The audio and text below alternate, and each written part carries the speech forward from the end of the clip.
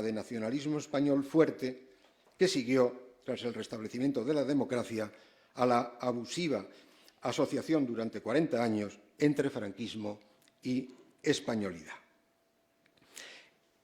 En otras palabras, los nacionalismos vasco, catalán y gallego seguían manteniendo sus aspiraciones soberanistas, ante todo por razones ideológicas, por la naturaleza misma de sus concepciones nacionalistas, que con Ortega sabemos que son conllevables, pero no fácilmente solucionables. ETA, la organización independentista y terrorista vasca, creada en 1959, mantuvo tras 1975 la lucha armada, entre comillas, ya he dicho que asesinó a 817 personas entre 1975 y 2011 contra el Estado español como resultado de su concepción estratégica hacia la independencia, como una opción deliberada, por tanto, y no como resultado de una necesidad impuesta o por las circunstancias o por la prolongación de un conflicto secular y no resuelto. ETA no quiso aceptar la solución autonómica para el País Vasco que aparecía en la Constitución de 1978 y que se concretó en el Estatuto de Autonomía del País Vasco de 1979. Quiso desbordar el proceso autonómico, arrebatar o hacerse con el liderazgo de la causa vasca e imponer, en todo caso, una negociación al Estado español, pero una negociación entendida en todo momento por ETA como victoria política, porque eso le hubiera convertido en lo que ellos llamaban un poder fáctico del País Vasco. La democracia, en cualquier caso, a pesar de lo que acabo de decir, estaba consolidada. Libertades democráticas, Constitución de 1978, Estado de las Autonomías, la transformación social y económica del país, la entrada en Europa, el mismo cambio cultural que se produjo desde 1975, de lo que algo también diré enseguida, muy brevemente, hacían, como decía, del periodo 1975-2005 una de las etapas más positivas de la historia reciente española. España había cambiado en ese tiempo decisiva e irreversiblemente. Dos pequeños ejemplos que todos ustedes conocen. La sociedad y las instituciones españolas asimilaron con serenidad admirable el terrible atentado perpetrado por terroristas islámicos en Madrid en marzo de 2004, que costó la vida a cerca de 200 personas. Y, en segundo lugar, la nueva democracia española terminó también por derrotar a ETA. La labor combinada de acción policial y judicial, de pactos políticos, de cooperación hispano-francesa, movilizaciones sociales contra ETA y el creciente cansancio y repulsa moral que los asesinatos fueron creando en la sociedad española y vasca, y recuerdo y quiero recordar especialmente la explosión de indignación, una verdadera catarsis colectiva que provocó en toda España el asesinato de Miguel Ángel Blanco el 13 de julio de 1977, todo ello, si bien lenta y discontinuamente, fueron creando o fueron llevando al agotamiento de ETA y al abandono final, ya en 2011, de la llamada lucha armada. Decía que España había cambiado decisiva e irreversiblemente, y efectivamente el cambio fue extraordinario y tomado en su totalidad exitoso. Como acabo de indicar, a pesar del terrorismo de ETA, la democracia española cristalizó en un régimen estable y plural y en una de las economías más dinámicas del continente europeo. Consecuencia, según el gran economista y ministro de Economía y vicepresidente del Gobierno en 1977-78, Enrique Fuentes Quintana, consecuencia de dos grandes operaciones económicas. Ya saben que, además, Enrique Fuentes Quintana decía que en España no había habido más que tres grandes operaciones económicas. Dos son las que voy a decir ahora. Consecuencia de dos grandes operaciones económicas. Los pactos de la Moncloa de octubre de 1977, que fue una especie de segundo plan de estabilización y tan determinante como el primero, el Plan de Estabilización de 1959, que es la tercera operación que subrayaba Fuentes Quintana como claves de la historia económica española, y la entrada en Europa, segunda operación, en 1985, que fue excepcionalmente beneficiosa para España. Aunque subsistiesen desigualdades, pobreza, desequilibrios regionales y sectoriales, malas regulaciones, deficiencias de distinto tipo, la riqueza nacional se duplicó entre 1976 y 2000. El Producto Interior Bruto pasó de 159.100 millones de euros en 1980 a 930.566 millones de euros en 2005 y el Producto Interior Bruto por habitante de $5.904 en 1980 a $24.254 en 2004. El número de coches, que es una referencia ruidosa que conocemos todos, el número de coches, que en el año 76 era de 7,6 millones, se había elevado a 22,4 millones en 1999. La población activa pasó de 12,6 millones de personas en 1975 a 19,8 millones en 2004. Son cifras muy superiores al aumento de la población. El número de viviendas iniciadas por año estaba en el año 76 en torno a 300.000. Había subido a 700.000 viviendas iniciadas al año en 2004. Reconversión industrial, privatizaciones, fusiones bancarias, inversión extranjera, grandes obras de infraestructura, autopistas de peaje y autovías, aeropuertos, tren de alta velocidad, revolucionaron, especialmente desde los años 80, la economía española. Servicios, he dicho antes, servicios, y repito, servicios, construcción, comercio, turismo, banca, transportes y comunicaciones eran en 2000-2005 sus principales sectores. Y si se me permite la propaganda, en 2004 la petrolera Repsol, Telefónica, los bancos Santander y Bilbao Vizcaya, Endesa, el Corte Inglés e Iberdrola eran, por ese orden, las primeras empresas del país. Algunas de ellas están entre esos protectores a que se ha referido la directora. Los que no estén pueden venir cuanto quieran, sin prisa pero sin pausa. El turismo alcanzaba cifras extraordinarias, 50,9 millones de turistas en 2003. La población española pasó de 35,8 millones de habitantes en el 76 a 44 millones en 2006, en razón fundamentalmente de la inmigración, como decía, un hecho nuevo y sorprendente en la historia de España. Un país de emigrantes hasta bastante avanzada la década de 1960.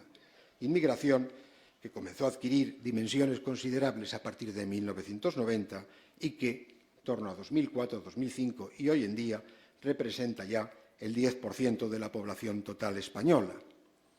España era un país urbano. En 2005, el 79% de la población, unos 34 millones de personas, vivían en las grandes áreas urbanas del país. 40 ciudades, Madrid, Barcelona, Valencia, Sevilla, Zaragoza, Valencia, Murcia, etcétera. Bueno, detrás de ese etcétera lo que quiero decir es también San Sebastián. Tenían más de 150.000 habitantes. Madrid, 3.128.600 habitantes en 2007, iba a experimentar una espectacular transformación desde la llegada de la democracia, una especie de metáfora de todo el cambio español. Nuevos museos, más facultades y escuelas universitarias, bibliotecas, auditorios, centros feriales y palacios de congresos, nuevas instalaciones deportivas, grandes centros comerciales, nuevas líneas de metro, parques, grandes carreteras de circunvalación, nuevas estaciones de ferrocarril y terminales aéreas, ensanches y barrios nuevos, espectaculares edificios. Desde mediados de los años 80 eran ya más las mujeres que los hombres que cursaban estudios universitarios.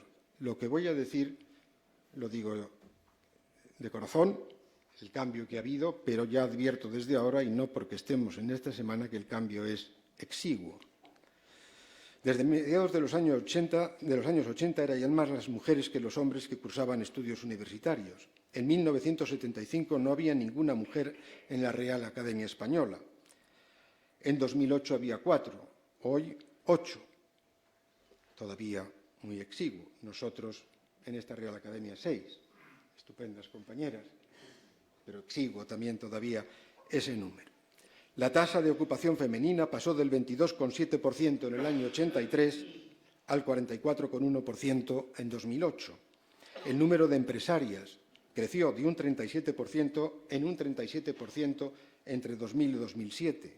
En 2004, las mujeres eran el 64% del total de jueces del país. En ese año había un total de 12.205 mujeres en las Fuerzas Armadas españolas, de un total de 119.698 efectivos. España era además un país prácticamente desagrarizado. No sé si eso es bueno o malo, pero es un cambio histórico formidable. En 2005, la agricultura, la causa histórica, como sabemos, del atraso y pobreza del país, representaba solo el 3% del valor añadido bruto de la economía española y el 5,3% del empleo total. En 1976 había en torno a 2,3 millones de campesinos, en 2004 unos 865.000. La población rural es mayor, me refiero a personas empleadas en el sector agrario. España había recuperado la libertad. La transición configuró, en efecto, un marco históricamente nuevo para la vida cultural del país. El cambio, eso que podemos llamar la libertad recuperada, conllevó en el ámbito cultural, primero, la cristalización de un nuevo sistema cultural, nuevos medios de comunicación, de prensa, radios, televisiones públicas y privadas, periodismo escrito, radiofónico y televisivo brillante, muy influyente, oficialización de las lenguas y culturas de nacionalidades y regiones, una nueva y amplísima oferta y demanda culturales en museos, en bibliotecas, auditorios, orquestas, universidades, grandes exposiciones, festivales, ópera, ballets, cursos de verano, etc. Y significó, en segundo lugar, la plena recuperación de la libertad creativa. Un solo ejemplo en este sentido: la plena recuperación historiográfica de la guerra civil. Exactamente, si soy capaz de leerlo, 1.848 libros, al margen de artículos, sobre la guerra civil entre 1975 y 1995. Si lo dividen, son 92 libros al año durante 20 años sobre la guerra civil. 92 son 12 meses, sigamos haciendo la operación, y resulta una cifra verdaderamente extraordinaria. Y esa libertad cultural, no era cualquier cosa, no es cualquier cosa. La cultura es, en palabras de Ortega y Gasset, nada menos que el sistema de ideas de un país. La cultura de la transición, literatura, cine, pensamiento, arte, arquitectura, ensayo, historiografía, cultura académica, cultura de masas, era, en efecto, la cultura de una sociedad democrática y, por tanto, una cultura abierta y plural, un sistema cultural definido por la pluralidad y la diversidad. No había ni establishment cultural ni pensamiento único, sino el quehacer y la obra creadora propia y distinta de intelectuales, escritores y artistas. La vitalidad y diversidad que definieron la vida cultural española a todo lo largo de la transición probaban que la transición fue todo menos un cambio fallido.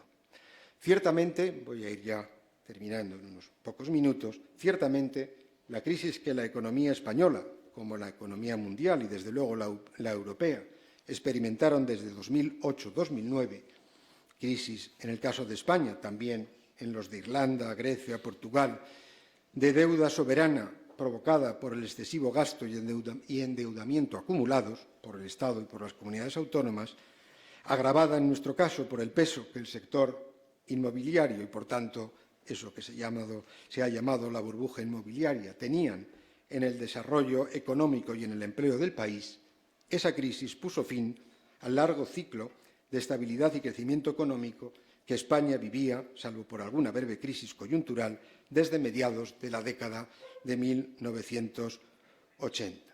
La crisis tuvo también su coste político. Cambio en 2011 del Gobierno socialista de Rodríguez Zapatero por el Gobierno de Mariano Rajoy y crisis desde 2014 del sistema de partidos dominantes desde 1977. Aunque en junio de 2012 España tuvo que recibir de Europa para su reestructuración bancaria un total de 62.000 millones de euros, España, a pesar de ello, a diferencia de Grecia, Portugal o Chipre, España, gestión del Gobierno Rajoy, no tuvo que ser rescatada por la Unión Europea. El coste económico y social de la crisis fue, en todo caso, enorme, como lo fue también en los otros países a los que me he referido. Aplicación de durísimas políticas de austeridad y de contención drástica del déficit y del gasto públicos, mediante recortes presupuestarios, subidas de impuestos, reducción de los costes de producción, mediante recortes salariales, cambios en los sistemas y prestaciones de la seguridad social, flexibilización de los mercados laborales. Desempleo, desigualdad, malestar social, protestas, manifestaciones, concentraciones. Bien, la combinación de crisis económica, desempleo, malestar social generalizado, desorientación y debilitamiento de los grandes partidos nacionales y aparición de nuevas fuerzas políticas, todo ello, unido a varios y gravísimos escándalos de corrupción política y al creciente desafío soberanista que ahora, de forma ya evidente desde 2010, planteó el nacionalismo catalán, un grave desafío al orden constitucional, y unido también a la controversia pública que desde 2011 se generó por distintas y muy desiguales razones en torno a la gestión real, no obstante el amplísimo reconocimiento que la obra histórica de Juan Carlos I seguía mereciendo, todo ello hizo pensar que España había vuelto a ser un problema. Pero no era así, o no era todo así. La democracia seguía siendo el modelo ideal de la política. El reinado de don Juan Carlos, que abdicó en junio de 2014, era con mucho la etapa democrática más larga de la historia española. ETA abandonó la lucha armada en 2011. La crisis económica de 2007-2008 empezó a ser superada a partir de 2013. La monarquía no estaba agotada. Era, como todas las monarquías europeas, una institución razonable, preferible en la realidad concreta española a otras alternativas.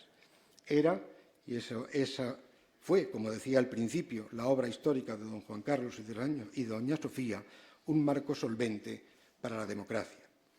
La abdicación del rey Juan Carlos en junio de 2014 en su hijo Felipe VI fue primero estupefaciente, pero enseguida admirable, personalmente difícil, constitucionalmente oportuna, históricamente certera.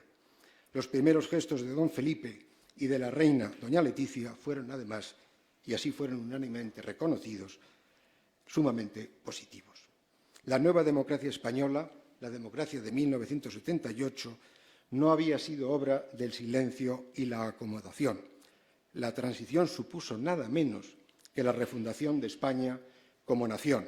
La mayoría de los españoles la vivieron, la vivimos, con conciencia clara de lo que realmente fue, como un nuevo comienzo, como la cristalización de un proyecto permanente de libertad y democracia para España.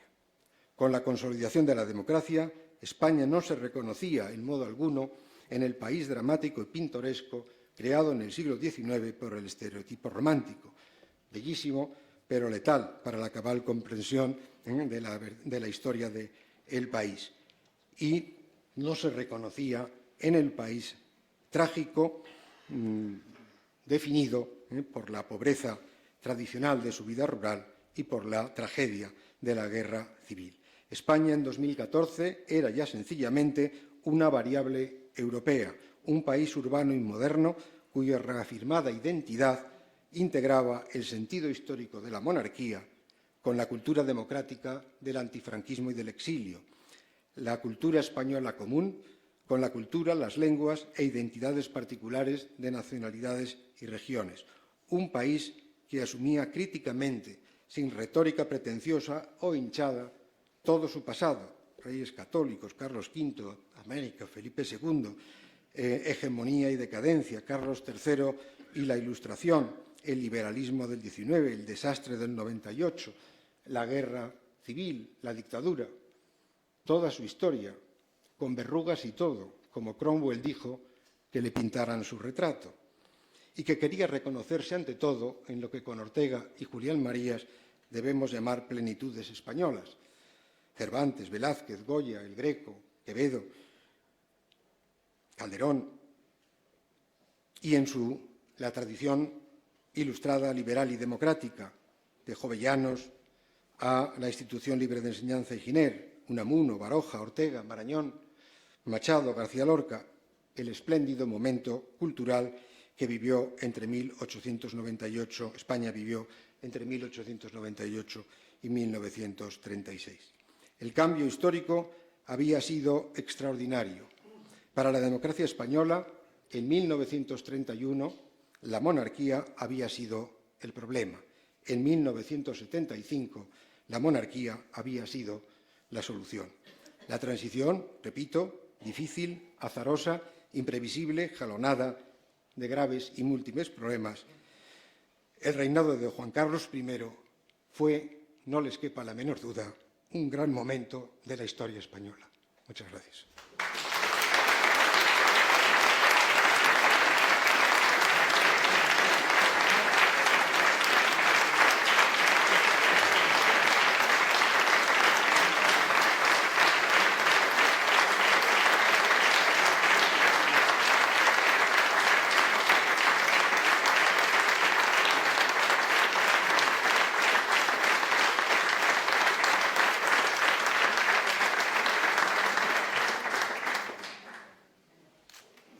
Muchas gracias, ante todo, a la Real Academia de la Historia y, en particular, a su directora, dona Carmen Iglesias, por este homenaje de cumpleaños.